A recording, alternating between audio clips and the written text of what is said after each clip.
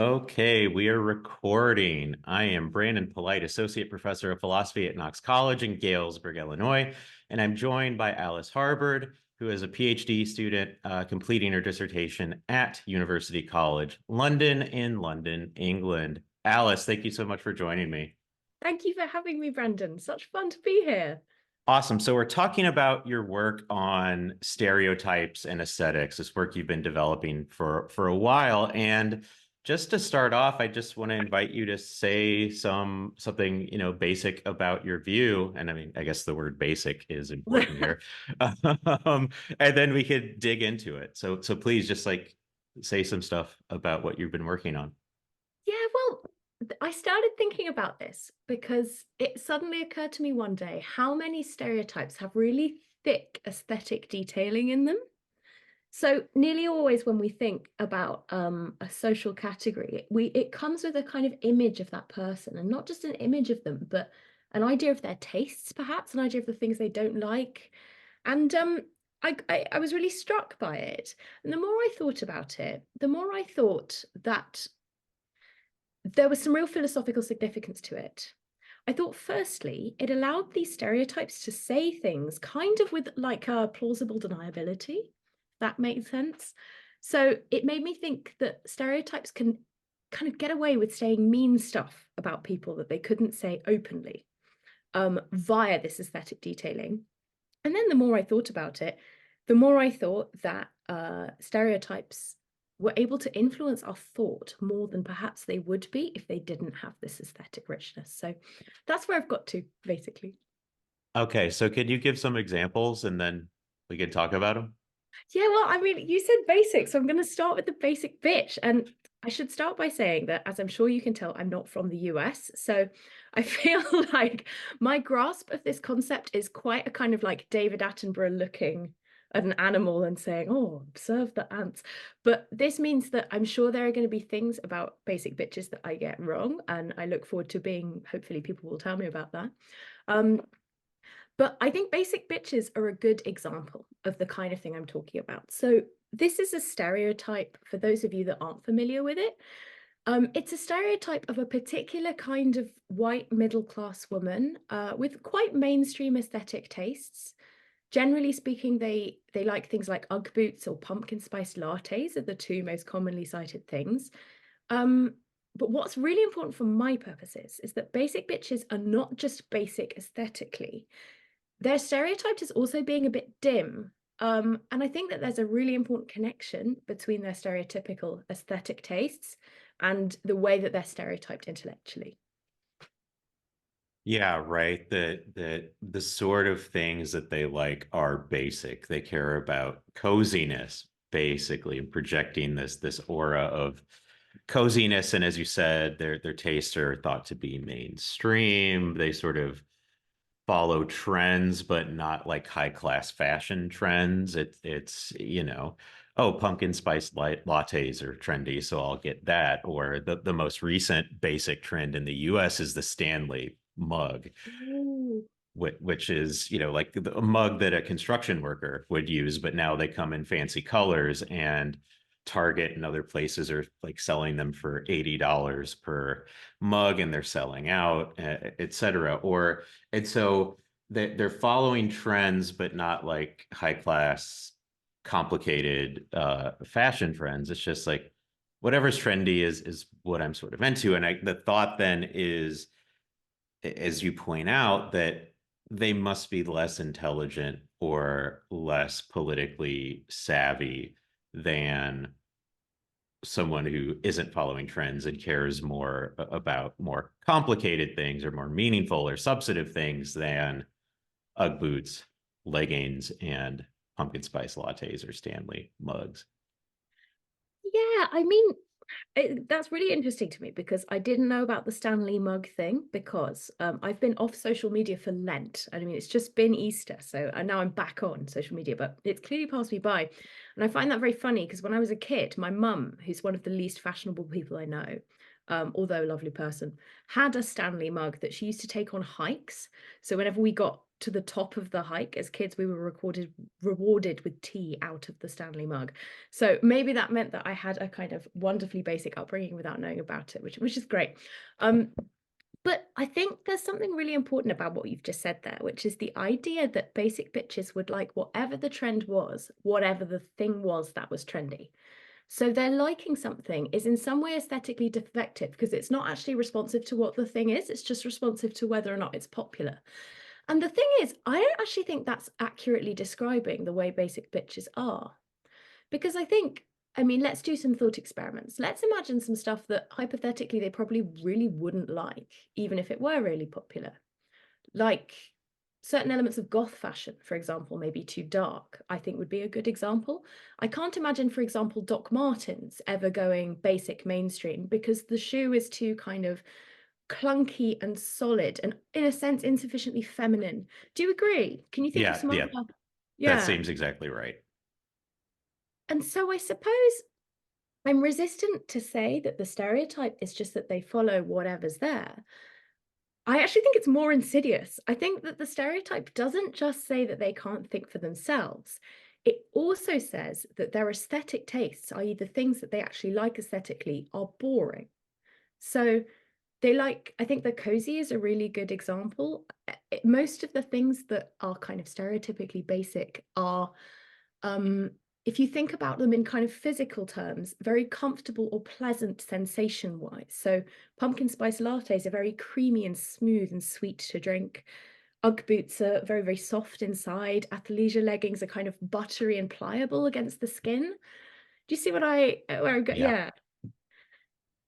Yeah, So that yeah, sounds exactly right. Sort of soft, comfy, cozy, feminine, right? As opposed to things that are more masculine or things that are darker or more hard edged, right? You're not going to see, among basic people in the world, like punk style haircuts, spiked mohawks, etc. Like that's just never going to become trendy.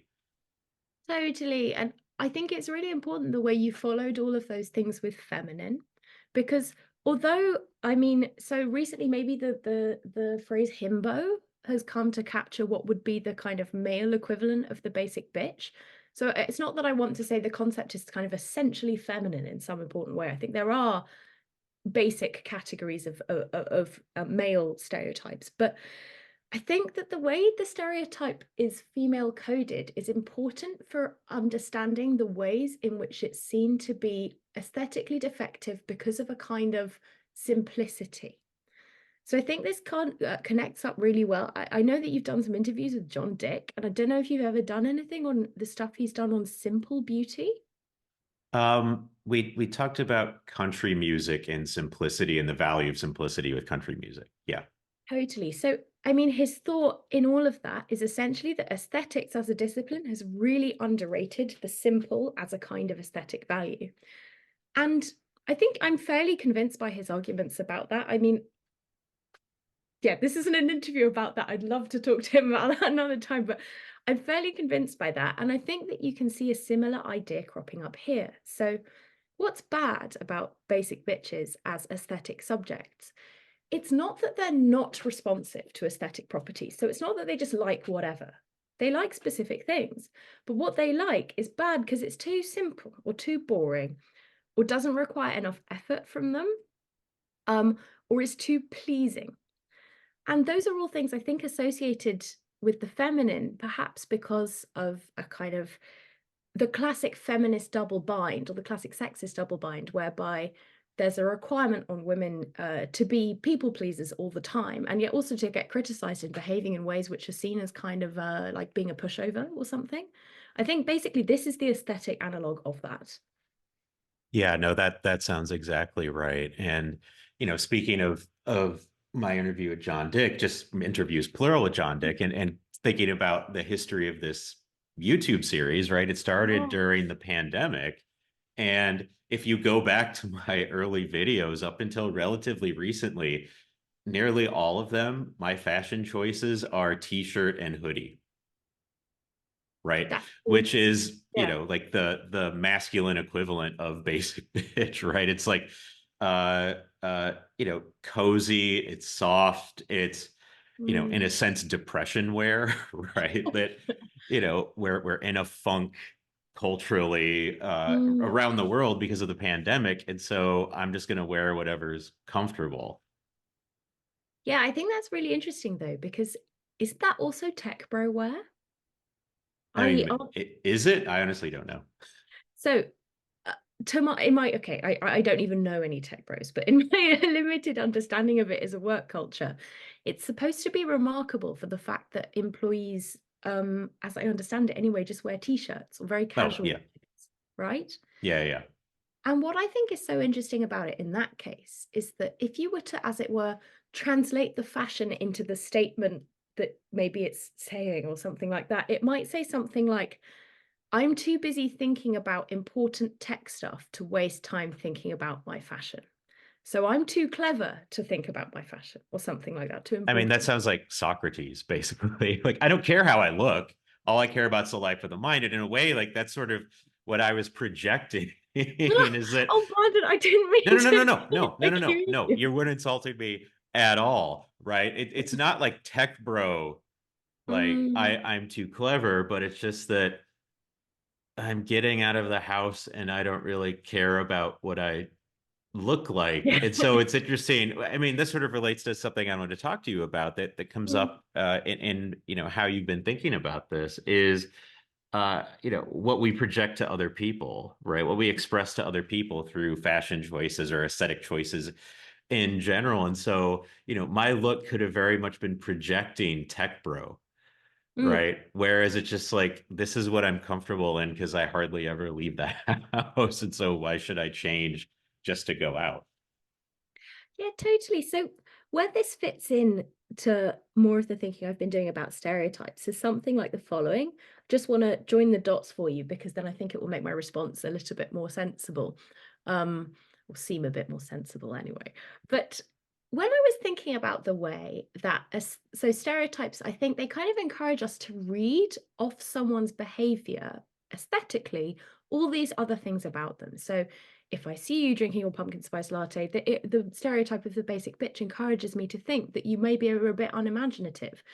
And that to me seems like a bit of an ethical no-no, basically. And so that got me thinking about why exactly that is, given that, well, this is the thing people say about stereotypes all the time. Why is it wrong to think stereotypically if, and there are some cases where this is true, stereotypes reflect the statistical reality well? So, say it were the case that 90% of pumpkin spice latte drinkers were not deep thinkers in some way. I mean, who knows how you would ever try to determine that? But just, leaving that aside, even if that were right, I still get the hunch anyway that going around judging pumpkin spice latte drinkers as stupid would not be an ethically good way to behave. So, what this comes into really weird tension with is this thing we've been talking about, namely that we all know that people make judgments about us based on what we wear. And not only that, but there are these really quite well established cultural codes for how what we wear signifies. So it's not only that we know that people are going to judge us based on what we wear, we also know a little bit about how that's going to happen. And so when you add that into the mix, it seems almost perverse to say, okay, well, I'm going to dress in this very distinctive way, whatever way that is. Say I wanted to dress in a very stereotypical way and walk down the street, and I was going to get angry with whoever then decided that I had the other things, characteristics associated with the stereotype. It almost seems perverse if I know and you know that what I'm wearing, as it were, means the other stuff. So, yeah. Yeah, right. That clothing often functions akin to a uniform, right? Depending on what you're wearing, right? So if I'm walking down the street dressed like a goth, right? I'm wearing black, I have white makeup and black eyeliner and mascara and whatever. I guess goths probably may not wear mascara, but whatever, right? I look like a goth, and then someone comes up and is like, oh, so you like Bauhaus, or you like The Mm. Cure, or you're into the macabre. And I'm like, how dare you say that about me? right? Like I'm failing in some sense there. And note that none of those things that I just said are negative in any way, right? Like liking Bauhaus or being into the macabre is not a bad thing versus the stereotype of the basic bitch as being, oh, you're into simple things, therefore you are intellectually, politically simple, right? Mm. They're getting to a negative stereotype versus like being into the cure is in no way a bad thing. Yeah, well, I think this is one of those cases where the philosophical method in a way pushes you towards extreme cases and then says, oh, well, let's take those cases as like the basic, not in the basic bitch sense, but in Yeah. the explanatorily basic of this phenomenon. And I get really worried about doing that with things like this because, we're looking at really textured, weird social phenomena. And so, you know, you said right there, liking the cure, that's not a bad thing. But saying that somebody's, politically unsophisticated, that is. Yes, contingently right now. But there would be lots of communities in which saying you like the cure would be a bad thing. And I mean, I also think there are probably lots of communities where saying you're politically unsophisticated would be neither here nor there. And that maybe that's fine. I mean, this is related to what John says about the way in which, we live in a culture, particularly in academic philosophy, which really overrates intelligence and thought as a virtue. And so there are tons of communities in which maybe being a basic bitch is absolutely a great way to live your life and nothing to be ashamed of in the slightest. And the only reason that I respond to it as this terrible thing to say about somebody is because, I'm attached to a certain set of virtues as the right ones to have. So that's just to say that there might be basically, I'm not sure that there is ever a case where an aesthetic judgment about somebody is kind of completely innocent of negative or positive connotations in a really counterfactually robust way. That is to say, if I made the same judgment in any community at any time imaginable in any human society, it would be a fine thing or a neutral thing to say about somebody. I'm not sure that's right, basically. Yeah, no, that seems absolutely correct, Well, I right? mean, the way I put it, it seems trivially true. So to try and make it sound like something worth saying philosophically and rather than just kind of babble, let's put it this way. It's part of a bigger claim that a lot of philosophers perhaps would want to resist, which is basically the claim that the line between the aesthetic and other evaluative domains, like the ethical or character judgments, even if you don't think those are ethical, I think that's a super blurry line. In fact, I don't really think there is a line.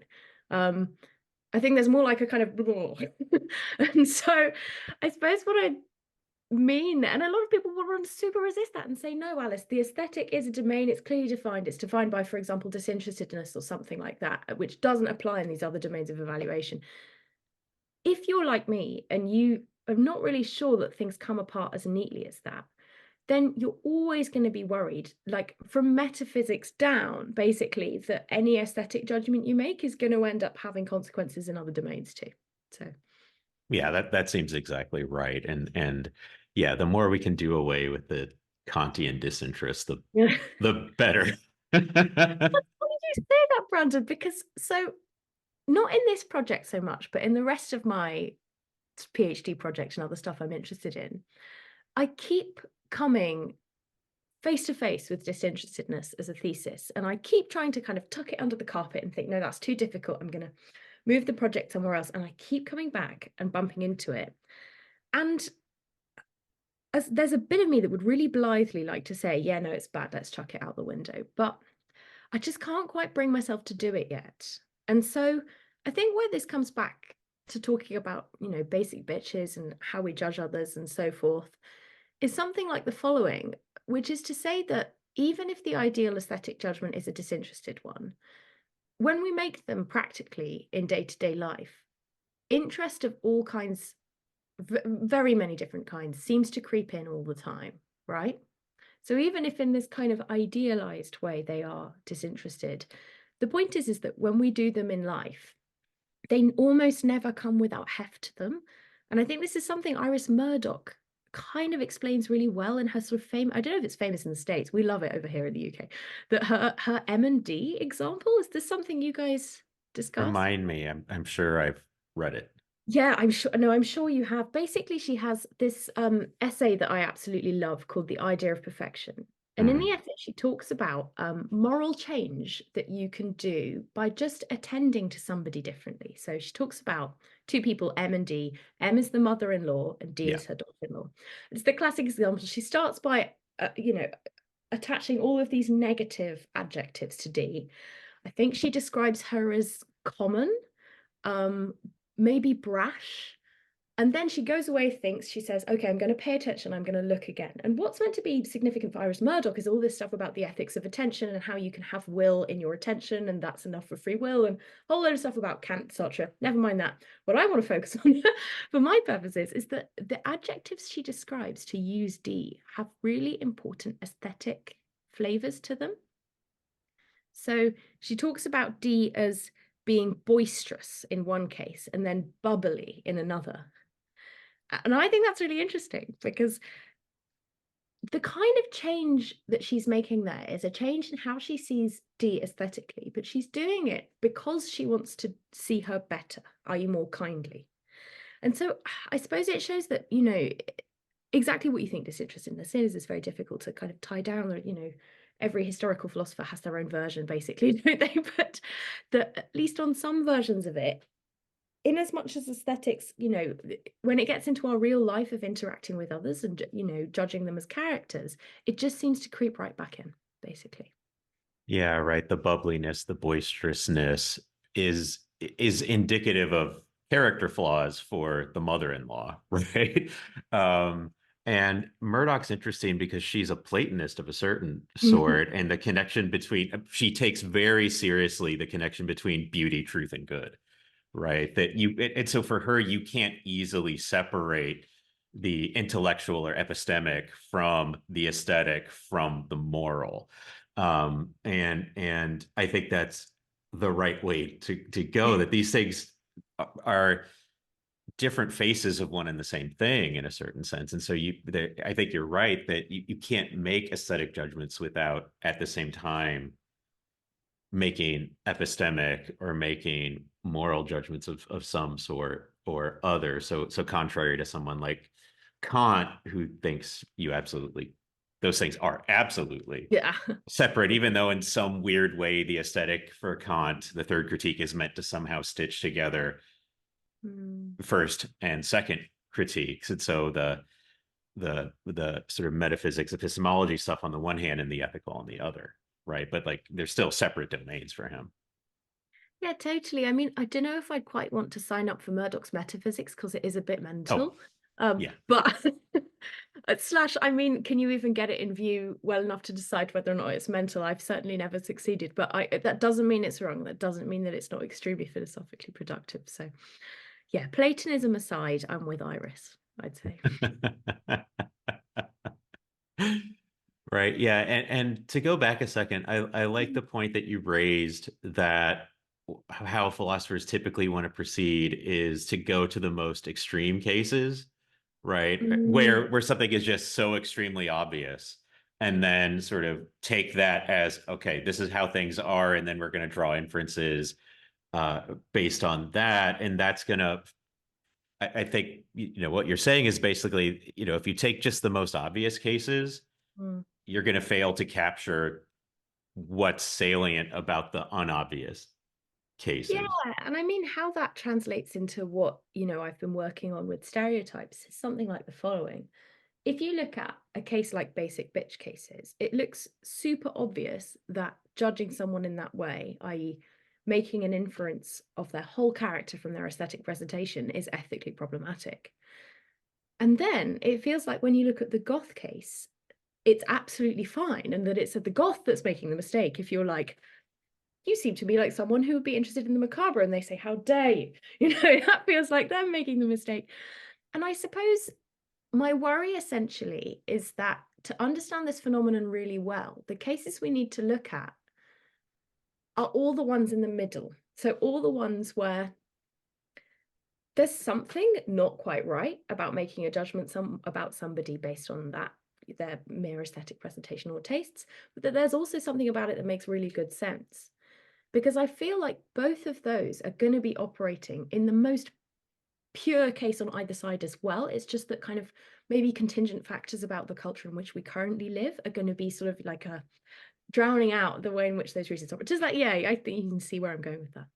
Yeah. Yeah. And those cases relate to a very real type of social signaling, or the failure of social Mm. signaling, which is the critique that Gen Xers have of Gen Zers, that they wear a band's t-shirt or an artist t-shirt. So they wear a Metallica or Nirvana or Iron Maiden or Madonna t-shirt, even though they've never listened to their music, right? And so from the Gen X standpoint, which I'm almost a Gen Xer, I think I'm actually a millennial technically, but I feel like I identify more as a Gen Xer than a millennial. Um, uh, from the Gen Xer standpoint, right? The common meme here is they point at them and say, "Name 3 songs," right? And the Gen Zer can't do it because they're wearing the shirt because they like the design, or something of that sort. And so, that's a clear case of, from the Gen Xer standpoint, the Gen Zer is signaling something, right? I like this band. Whereas for the Gen Zer, what they're signaling is, this is a cool t-shirt. Right. Yes. And so it has Yeah. like no sense of aesthetic preference or group affiliation or anything of that sort. Right. It's just purely an aesthetic thing, basically. Like, I like the design. It's a cool shirt. That's why I'm wearing it. Yeah, totally. I mean, I think these cases are so interesting because I think they show a case where the kinds the the kind of aesthetic communities that ground how we read aesthetic choices have shifted such that something means one thing in one and one thing in another. And it's that kind of classic question. So for any kind of metaphysics of value which identifies norms in communities like this, so not only kind of the idea that aesthetic values are grounded by aesthetic communities. I mean, some people disagree with that. I think it's probably about right. But an analogous view in ethics would be something like cultural relativism, whereby something's fine in one community and not in another. The big challenge to all such views is, but I think some norms are better than others. And surely we should think of norms as kind of things that we can disagree on meaningfully, so that it's not just that in that case, or you'd be missing something if you just said that in that case, Gen X and Gen Z are just talking past each other because they've got different norms and they can't ever have a conversation about it. Surely there are reasons to prefer one way of going on over the other and talk about it. And I think a really interesting contrast case is in all of the discourse that there's been. I mean, this has been big in the UK recently about basically statues and other forms of monument and commemoration, which are related to bad colonial history stuff. So it's really interesting because the parties are kind of switched the opposite way to the t-shirt case. In the t-shirt case, Gen X is basically saying, don't erase context. And Gen Z is saying, I don't care. This is not that for me. Whereas it's kind of the other way around. I mean, it's rarely Gen X in this case. It's more often baby boomer generations which want to protect monuments and not contextualize them and not either I mean, exactly what we're supposed to do about these monuments, for different people have different views, but generally speaking, the boomer view is this monument is fine, it's a product of history, it doesn't require change, contextualization, anything like that, we'll leave it as it is. And it's actually Gen Z and sometimes millennials as well who are saying, this is not just an object that's pretty, if it's a statue, say, or well designed, it's an object with an important history and a context and a past, and that needs to be reflected in the way that we engage with it. So I think it would be a mistake to essentially, so some people I think basically think that Gen Z and maybe millennials to an extent, but kind of almost the younger you go, the thinner you go, almost aesthetically, where they basically want to strip more and more content out, have aesthetic properties and kind of aesthetic genres and trends and subcultures be kind of less and less thickly identified with values and community and more just about a way of looking. But I don't think that really describes well the phenomenon, because I think that this kind of desire to strip out the context is just as observable in other generations, just in slightly different areas. I don't know if that makes sense. Yeah, Yeah. that's really interesting, depending on the subject being considered, right? Like in this case, we're going to thin it out as much as possible, Yeah. uh, or change the subject matter. We're going to make this as thick and robust as possible. So that's really interesting, right? So I mean, what that gets to is, as we're talking about this, we're talking about boomers, Gen Xers, millennials, Gen Zers. There are stereotypical traits associated with them, and the Gen Z stereotype, with regard to t-shirts and fashion seems to be, and yeah, I think fashion in general just seems to be like, it's just purely aesthetic, right? I'm not signaling anything by wearing this particular thing. It's just a thing that I like, right? And you can't infer anything else about me based on that. Whereas in the case of monuments and statues, it's not the case, right? And so what that indicates is that Gen Z is not as superficial or simplistic as some people may want to make them out to No, be. yeah, I think absolutely not. I mean, it's really interesting. So one thing I've been thinking about a lot with this recently is how it connects to questions about sensibility and character. So sensibility is a notion that's super, super hard to define. And the best definition I've seen of it is Olivia Bailey's, which is, I think she calls it something like an evaluative orientation or worldview. So the idea is that, and it's meant to be effective as well. So the idea is essentially that it's typical of human beings for there to be a certain kind of coherence or fit between our patterns of effective and evaluative response to the world. And that this is something that we can see to some extent tracking across the aesthetic and other domains too.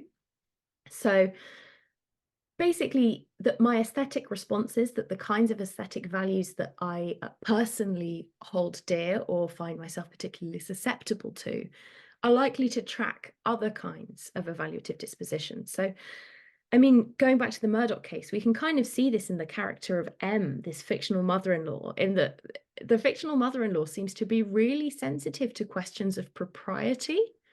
So we get the sense that the kind of aesthetic values she might like are things like kind of order and moderation or sensitivity, something like that.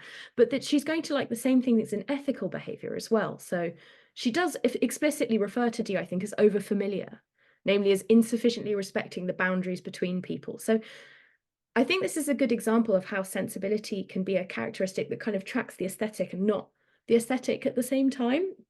And basically, one thing that it feels like you might think, as it were, the Gen Z or Z, because I am a Brit, Yeah. attitude to aesthetics. You might, one thing you might want to say is something like, you can try as hard as you like, but you can't make it no longer the case that sensibility is a phenomenon. Because if we just fracture our sensibilities until there's no coherence left to them at all, it feels like we just don't have identities or something like that. Like that feels like a meaningful challenge to put to them. But I think there's tons they can say in response, basically. Yeah, right. I mean, I think you're right that how we present ourselves to the world is part and parcel with how we identify ourselves and who we are as persons and how that changes and evolves Mm, over time, right? And so, even if the attitude is of a particular person, whether Gen Z or mm. otherwise, is I just wear what I like. And so on Monday they dress like a goth. On Tuesday they dress like a preppy. On Thursday, I'm skipping Wednesday. They're not going out Wednesday. On Well, we're thankful Thursday, Wednesdays, yeah. Mean Girls tells us anyway. Thursday it's cottage core, Yeah. right? Whatever aesthetic, right? That would be a peculiar sort of person, and not that to say that such a person is impossible, but they are indicating something to themselves, that they're highly eclectic, right? um Yeah. yeah. No, I just think it's really interesting that the way you went with that is to say there's kind of two ways of talking about that. And one is to say that one way of responding to it is to say that it's almost like a case of aesthetic instability or something Yeah. like that, where what you're looking at is not an aesthetic personality of any kind, but a kind of aesthetic randomizer, something like that. Or the other way of looking at it is to say that you are looking at an aesthetic disposition, namely one that prizes variety.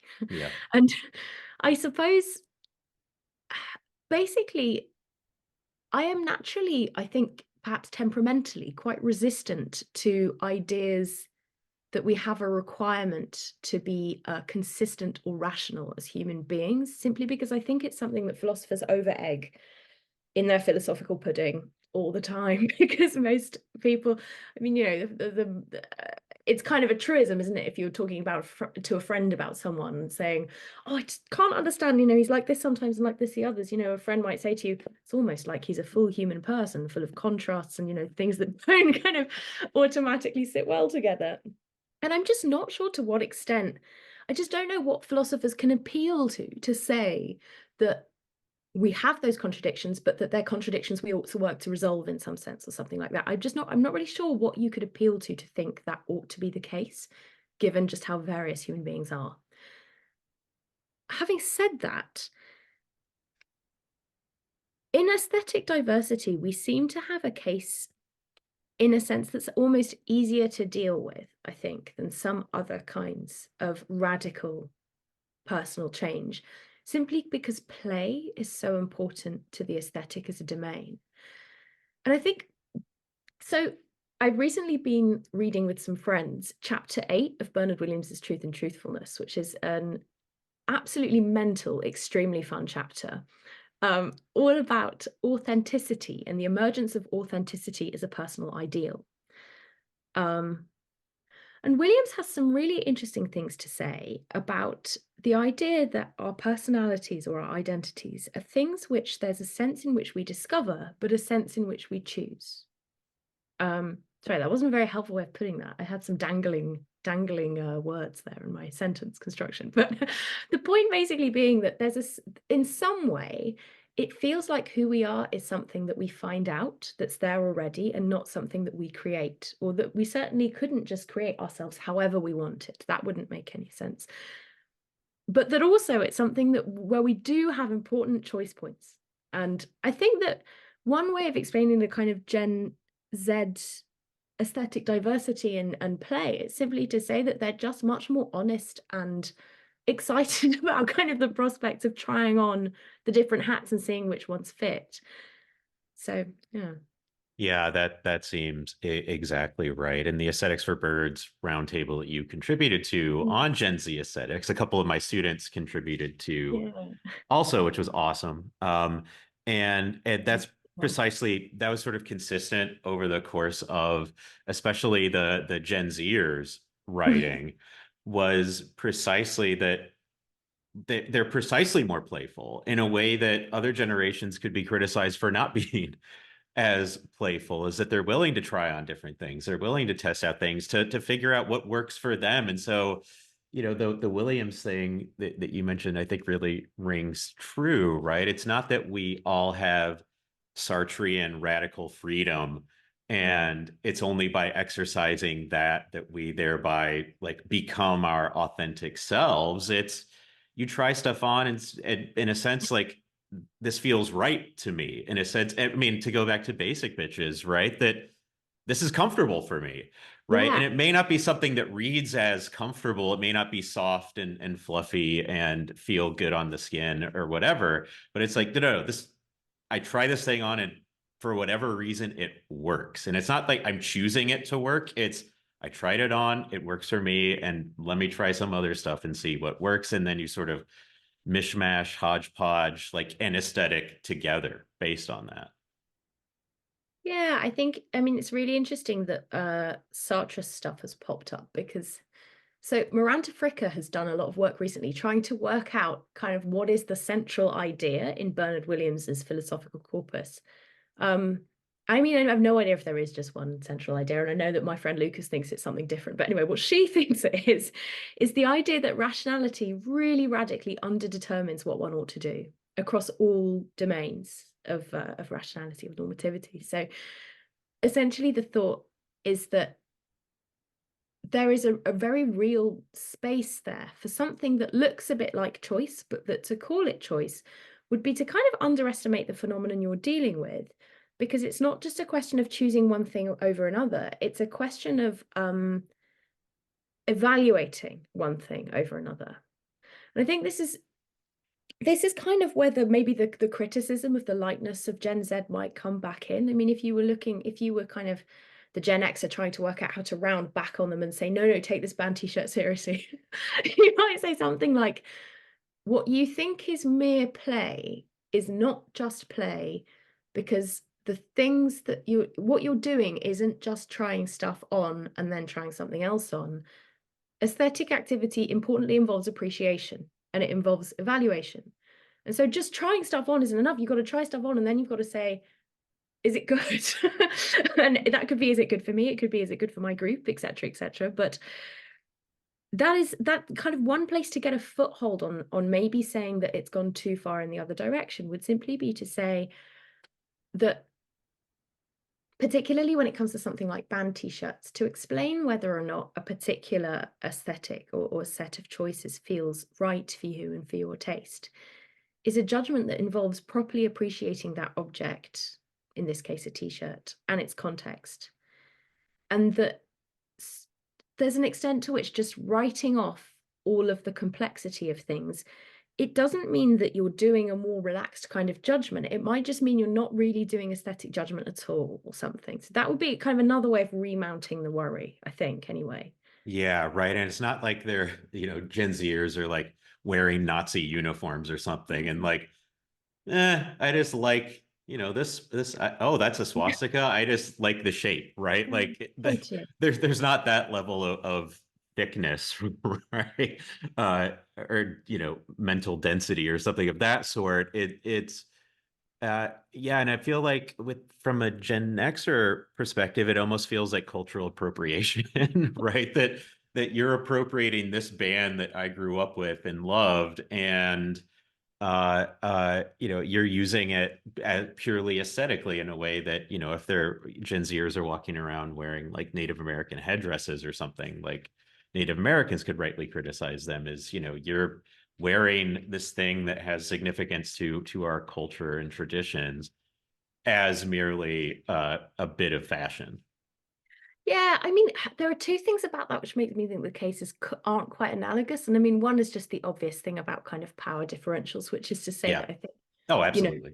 absolutely, that sort of goes without saying. But another thing is that I've been really interested by the way that the criticism often comes out is that people say you're treating that as purely aesthetic, as if the thin category was aesthetic, and that to judge a t-shirt independent of the context of the band, etc., or something was that's doing aesthetic judgment. And I'm not sure that that's quite the best language to use, because I suppose I think that aesthetic judgment is by its nature the thick thing.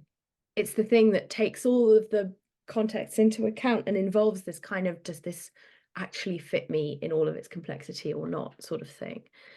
And that maybe,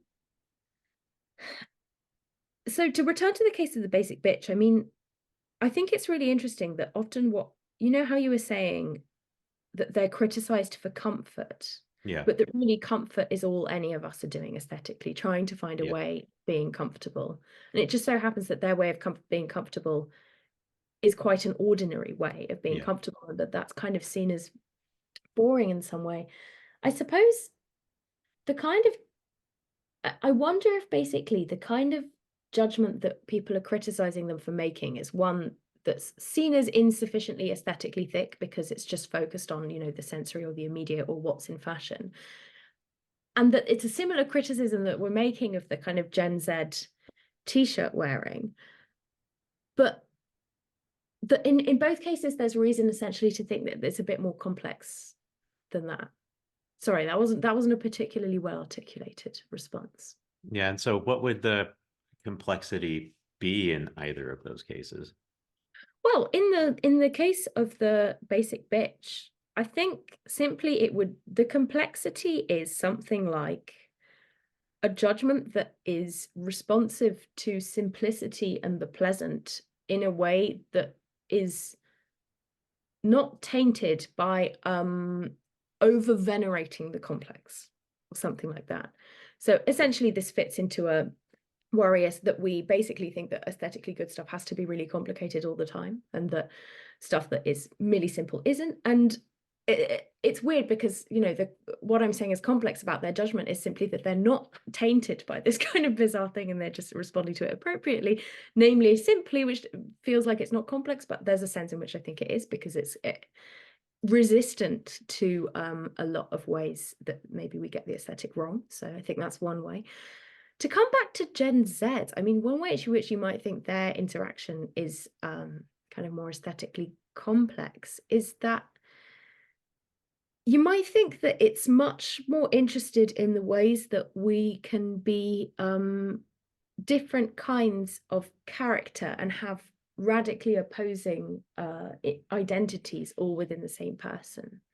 So this is something I mentioned briefly in passing earlier, in the context of the idea that you might, you know, be a prep on day one and a goth on day two or something. And maybe we can explain that, you know, by appealing to the idea that maybe authenticity isn't that important, that we're all just working out as we go along anyway.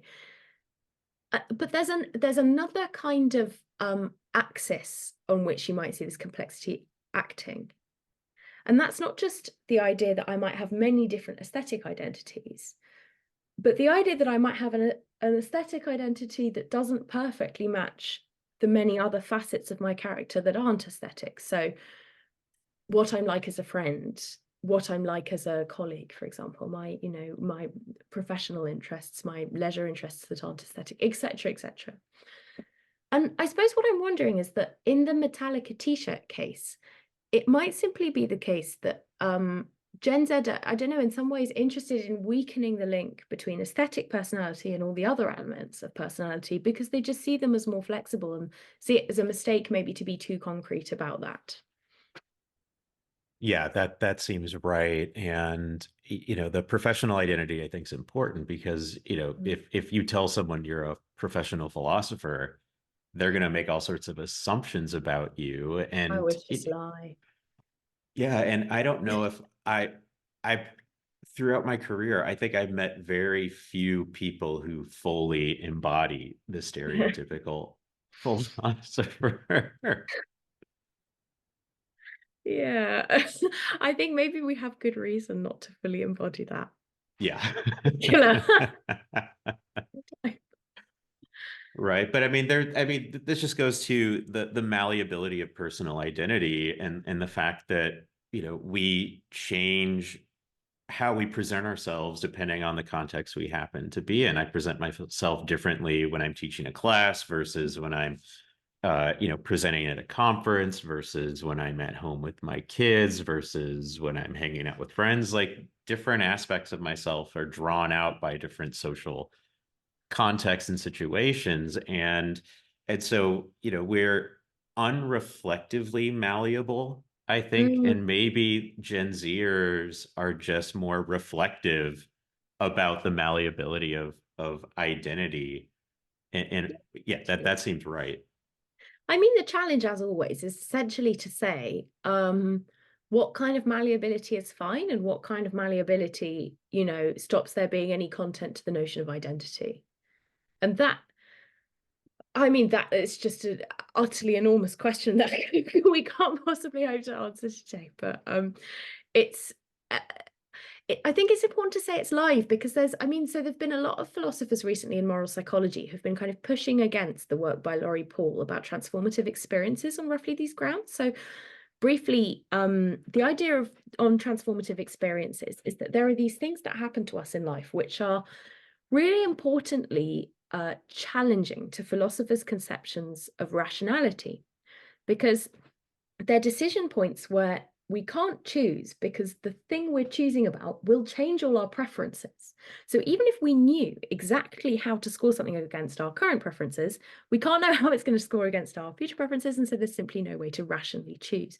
And people are thinking about things like having kids, you know, moving to the other side of the world, all that kind of stuff.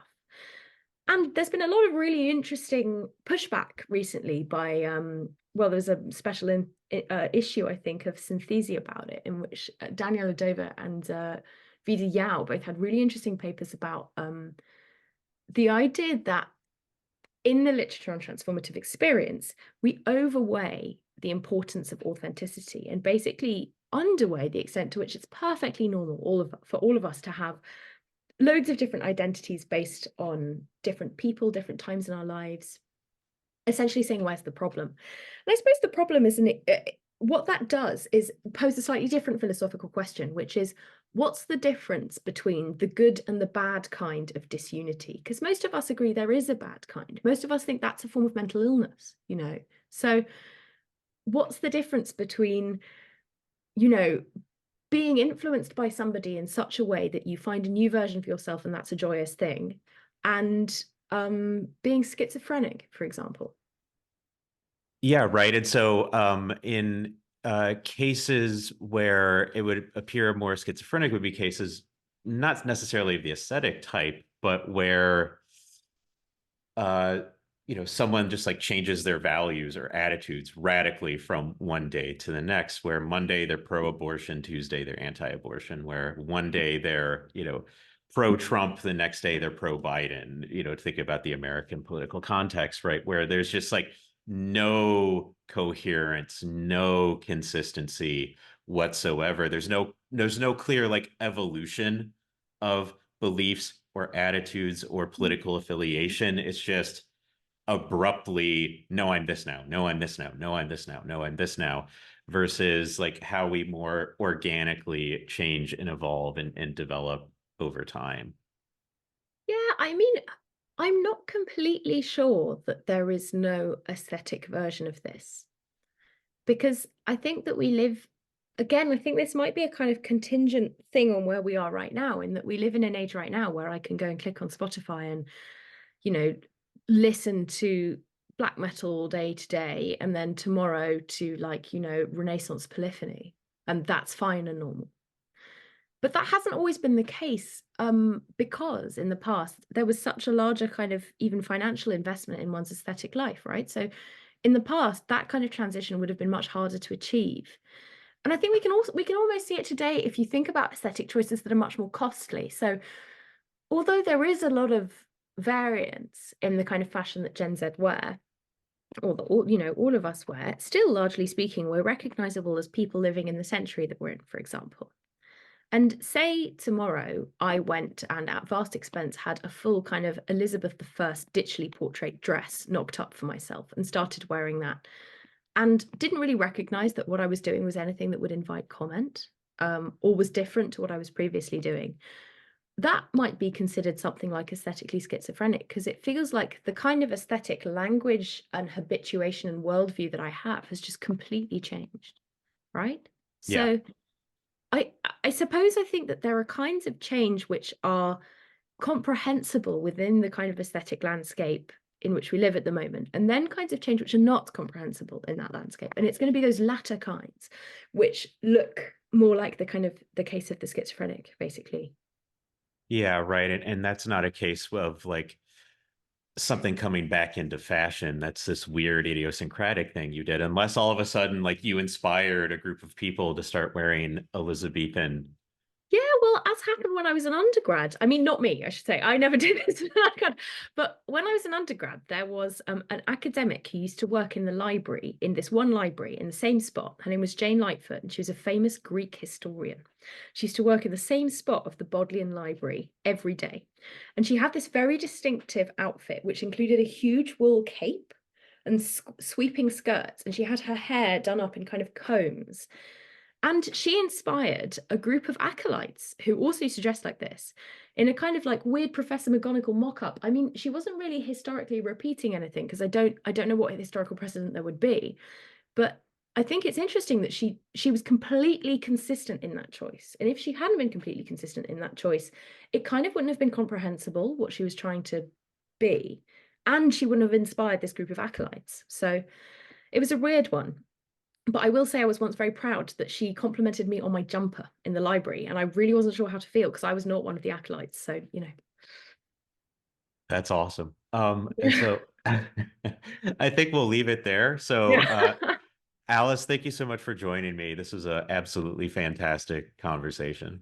Oh, well, thank you so much, Brandon, for a chance to think about these things. It's been such fun and so helpful speaking to you. Awesome.